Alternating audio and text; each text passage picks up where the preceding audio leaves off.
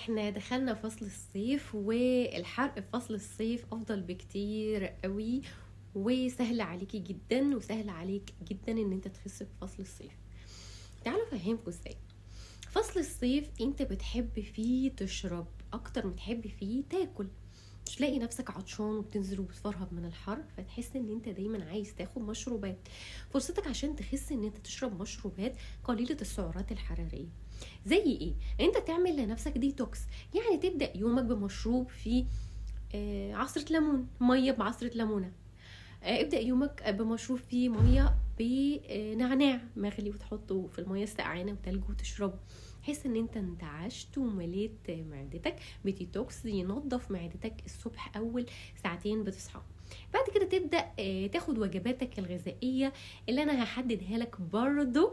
في الصيف بيكون الاكل خفيف ولذيذ، والفاكهة بتاعته برضو بتكون خفيفة. ليك في اليوم ثمرتين فاكهة فقط. تاخد المانجا اللي احنا ظالمينها وبنقول ده المانجا ممنوع ناخدها في الرجيم، لا احنا هناخد منهم ثمرة مانجا عادي جدا. مش لازم كل يوم اكل مانجا، بس هاخد ثمرة مانجا عادي في خلال الاسبوع بتاعي، وهنزل برضو على الميزان وتكون ثمرة المانجا قد كف ايدي هكذا. ده اقفل على ايدي كده، صغيرة المانجا صغيرة، مش لازم اخد المانجا الكيلو دي او نص كيلو. باخد مانجا، باخد برضو اللي مظلوم معانا في الحاجات اللي تخص السكريات. التمر مؤشره الجليسيمي له قليل، له جلايسيميك اندكس. اخد 3 تمرات كل يوم عادي جدا، بيحتووا على الحديد اللي انا جسمي محتاجه. التمر غذاء متكامل لجسمك عشان تخسي، ممتاز جدا، خديه كل يوم. انا يعني برشحه جدا. كمان التمر بيشبع احتياجك للسكريات، يعني مش دايما تلاقي حاجة بتزن في دماغك سكر، حاجة مسكرة سكر. التمر لو خدتي 3 تمرات هتلاقي الزنة دي راحت. الجسم يعني بتاعنا هو ربنا خلقه محتاج سكر، فانا بديله السكر بدل ما اديله السكر الابيض المعالج اللي مش صحي اللي هيتخزن بقيته كدهون.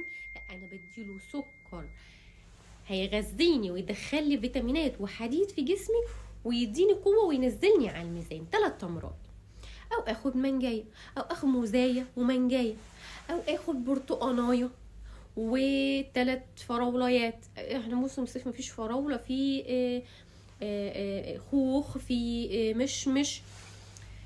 تمام. اخد واغذي جسمي. الرجيم انا مش بحب ان انت تعملي رجيم وتفضلي تحرمي نفسك، ما ينفعش. خدي افطري ببروتين.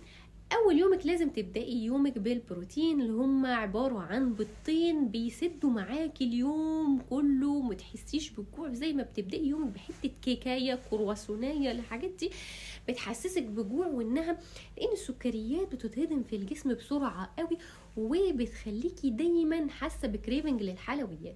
لكن لو بدأتي يومك ببيضتين مع خيارايه او طماطمايه او خس، هتلاقي نفسك مفيش جوع خالص بقيه اليوم، والجوع ونهمك للاكل والسكريات بيبقى اقل. منعتي نفسك من السكر الابيض 7 ايام ورا بعض، هتلاقي نفسك ما عدتيش محتاجه سكر. يعني ما عادش جسمك بيزن عليكي سكر سكر، عايز سكر، مخك عمال يفكر في الاكل طول الوقت، وريقك عمال يجري، مش بتحسي بكده. امنعيه 7 ايام، هتلاقي نفسك اتخلصتي من ادمانك للسكريات والكافيين اللي موجود فيه.